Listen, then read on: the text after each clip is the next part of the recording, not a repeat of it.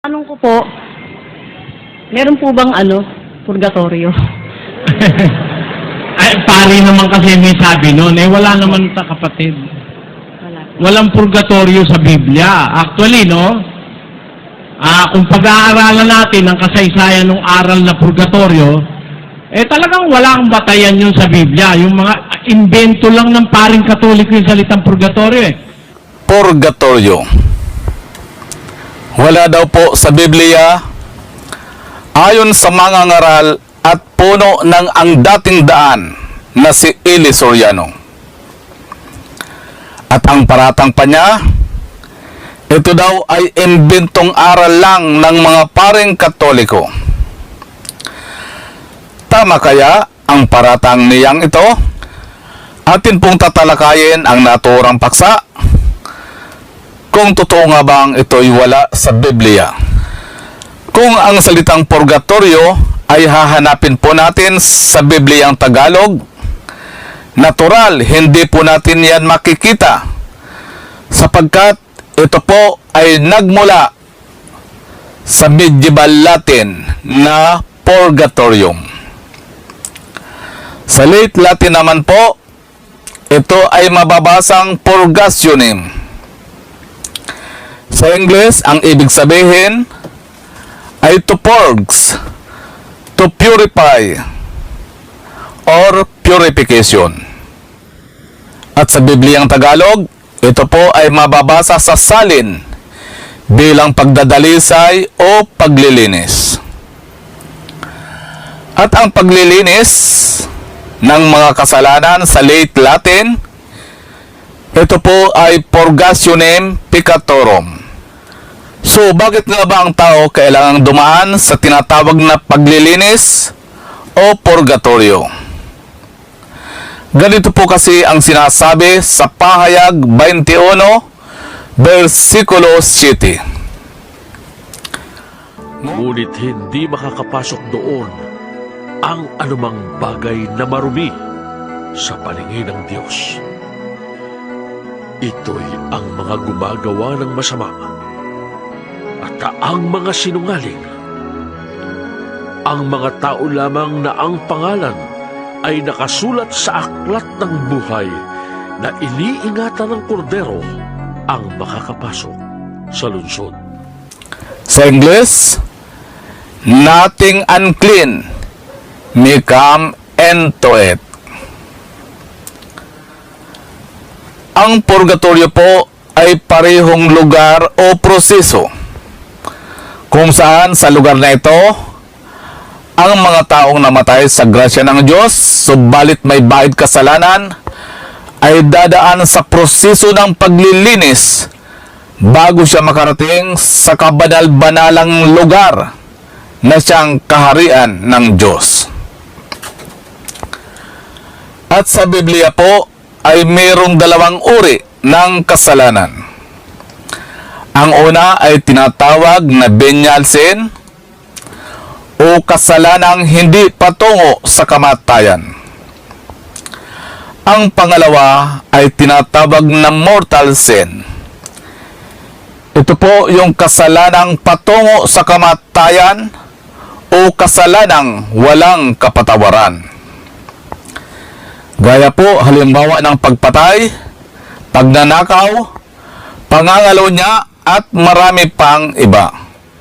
Sa Juan 5 versikulo 16 hanggang 17 ay ganito po ang ating mababasa.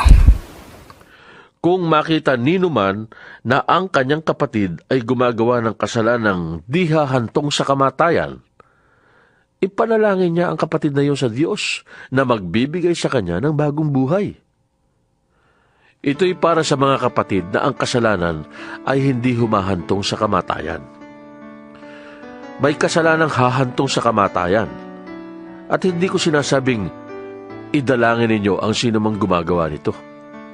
Ang lahat ng gawaing di matuwid ay kasalanan. Ngunit may kasalanang hindi hahantong sa kamatayan. Maliwanag po sa narinig natin na lahat ng gawaing di matuwid ay kasalanan. ngunit may kasalanang hindi hahantong sa kamatayan. At kung ang isang kapatid daw na nagkakasala ng kasalanang hindi hahantong sa kamatayan, ay dapat daw na ipanalangin ito sa Diyos, at ang Diyos ay magbibigay sa kanya ng bagong buhay. Yan po ang dahilan kung bakit tayong mga Katoliko ay nagpapamisa o nag-aalay ng mga panalangin para sa mga yumao nating mahal sa buhay. Pero ang sabi po ng Biblia ay huwag nang ipagdasal ang mga taong nagkakasala ng mortal sin. Tanong, bakit sinasabi ng Biblia na huwag nang ipagdasal ang namatay na may mortal sin? Ang mga tao po kasi na nagkakasala ng mortal sin ay diretso na po siya ng impyerno. Ito po ang lugar kung saan ay totally blackout o disconnected na siya sa presensya ng Diyos. Kapag doon ang destinasyon mo, wala na po itong kapatawaran at wala ka ng pag-asa na mapunta pa sa langit.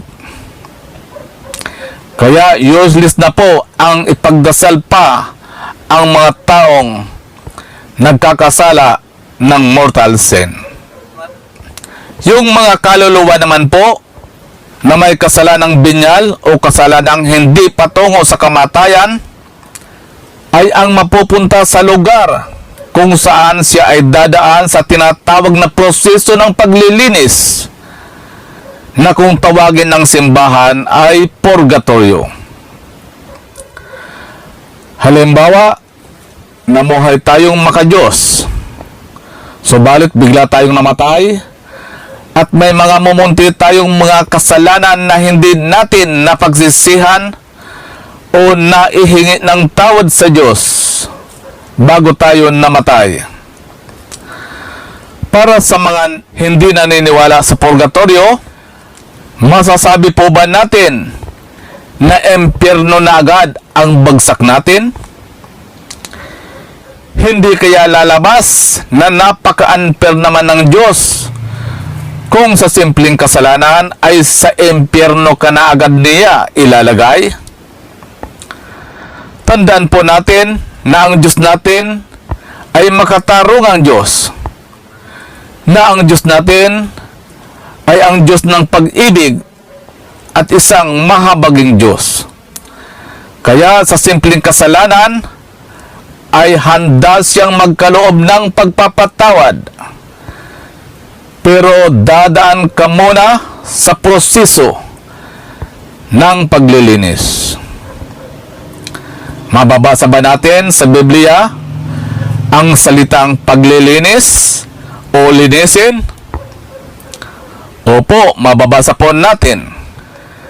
Pakinggan po natin ang nakasulat sa Hebreo 1, versikulo 3. Palibhasa ay siyang sinag ng kanyang kaluwalhatian at tunay na larawan ng kanyang pagka-Diyos at umaalalay ng lahat ng mga bagay sa pamamagitan ng salita ng kanyang kapangyarihan, ng kanyang magawa na ang paglilinis ng mga kasalanan ay lumuklok sa kanan ng karangalan sa kaitaasan.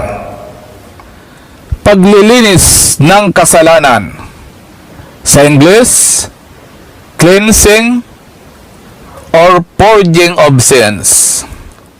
It is purgationem peccatorum. Mababasa sa Latin Biblia Sacra Vulgata ang ganito: Quecum sit splendor gloria et figura substantia eios portansci omnia verbo virtutis suae purgationem peccatorum patiens sidit ad dexteram maestatis and excelsis. Sa English, who being the brightness of His glory and the express image of His person, and upholding all things by the word of His power, when He had by Himself purged our sins, sat down on the right hand of the Majesty on high. Ayan po, maliwanag na nabasa po natin sa Biblia ang salitang paglilinis o linisin. Purgationem peccatorum, nasa English ay to purge, nasa salitang Latin ay purgatorio. At para wala na pong maidadahilan ang mga sektang anti-katoliko, ay ibibigay po natin sa kanila ang hinahanap nilang letra por letra na purgatorio. Mababasa po sa unang Pedro 3:19 ng La Sagrada Biblia. Alos talis predico mucho tiempo el Espíritu de Cristo por boca de nove, especialmente durante los 120 años que duró la fabricación del arca. El Padre se enciende por espíritus las almas y por cárcel el purgatorio. Ayan po, nabasa natin ang letra por letra na purgatorio, na ang sabi ni Eli Soriano ay wala daw pong mababasang purgatorio at ito'y imbento lamang ng mga paring Katoliko. Kaya kayo na po ang humusga kung siya ba'y sadya lang na walang alam o sadyang isa lamang siyang sinungaling. Magbigay po tayo ng ilang halimbawa sa Biblia tungkol sa konteksto ng purgatorio. Sa unang Pedro 3:19 ay meron pong binabanggit na espiritong nakabilanggo, kung saan ay nanaog at nangaral ang Panginoong Hesukristo matapos niyang mamatay sa krus. Habang ang kanyang katabang tao ay nasa libingan, ang kanya namang espiritong Diyos ay nanaog at nangaral sa mga espiritong nakabilanggo. Yung bilangguan ay hindi po yun langit, sapagkat ang mga kaluluwa sa langit ay hindi po nakabilanggo. Hindi rin po yun impyerno, dahil ang impyerno po ay lugar ng kawalang pag-asa, kung saan ay totally disconnected na po sa presensya ng Diyos ang mga espiritong mahuhulog doon. Kaya kung ito'y hindi langit at hindi rin impyerno, ibig sabihin yun po ay purgatorio, sapagkat doon ay nangaral pa mismo ang ating Panginoong Hesukristo. Sapagkat si Kristo'y namatay ng minsan para sa inyo, siya na walang kasalanan para sa mga makasalanan, upang iharap kayo sa Diyos. Siya'y namatay ayon sa laman, at muling binuhay ayon sa Espiritu. Sa kalagayang ito, nagtungo siya at nangaral sa mga espiritong nakabilanggo. Sa kalagayang ito, nagpunta siya at nangaral sa mga espiritong nakabilanggo. Sa Pilipos 2, versikulo 10, ay sinasabi rin po ang ganito: sa gayon, sa pangalan ni Jesus, ay luluhod at magpupuri ang lahat ng nasa langit, nasa lupa, at nasa ilalim ng lupa. Yung nasa ilalim ng lupa, imposible pong impyerno yun. Sapagkat ang mga nasa impyerno ay hindi na po nila magagawang magpuri at lumuhod sa ating Panginoong Hesukristo.